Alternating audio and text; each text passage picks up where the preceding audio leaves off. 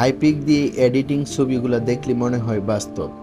তো যারা যারা এখনো হাইপিক এডিটিং করতে জানেন না, তো আজকের ভিডিওতে দেখাবো কিভাবে আপনি হাইপিক দিয়ে ছবি এডিটিং করবেন। প্রথমে আমরা মোবাইলে প্লে স্টোর ওপেন করব। মোবাইলে প্লে স্টোর ওপেন করার পর আমরা সার্চ বক্সে লিখব হাইপিক। আমরা এখানে টাইপ করব SAYPIC। হাইপিক লেখার সাথে সাথে দেখেন হাইপিক অ্যাপ নামে একটা অপশান চলে আসছে। তো আমরা এই যে লোগোটা দেখতেছেন, এই লোগোটাই কিন্তু আমরা ইনস্টল করব। তারপরে অ্যাপটি আমরা ওপেন করব।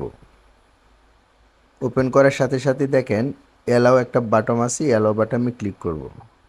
তো অ্যালাও বাটনে ক্লিক করার পর দেখেন আবার অ্যালাও, আবার এই যে অ্যালাও, ঠিক আছে, মানে যতগুলো অ্যালাও আছে সবগুলো আমরা অ্যালাও করে দিব। আমাদের অ্যাপ সেটিংটি কমপ্লিট হয়ে গেছে। তো এখন আমরা ছবি সিলেক্ট করব, এই জন্য এই যে ইনহ্যান্সার নামের অপশানটিতে আমরা ক্লিক করব এবং আমরা যে ছবিটিতে কাজ করব সেই ছবিটি সিলেক্ট করব। তো এটা মূলত আমরা ছবিটা মানে ঝাপসা থাকলে এটা অটোমেটিক এইচডি হয়ে যাবে। তো আমরা এই ইনহ্যান্সারটা ব্যবহার করব শুধু এইচডি করার জন্য। তো আমি প্রথমত এই ছবিটি আমি এইচডি করতেছি।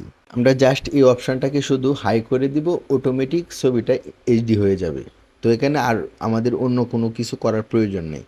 তো দেখেন আমার ছবিটা কিন্তু এইচডি হয়ে গেছে, দেখেন কতটুকু ক্লিয়ার হয়েছে ছবিটা। আমরা আবারও প্রথম অপশানে চলে যাব এবং এআই এক্সপেন্ড এই লেখায় আমরা ক্লিক করব এবং আমরা যে ছবিটি এইচডি করেছি সেটা আবার সিলেক্ট করব।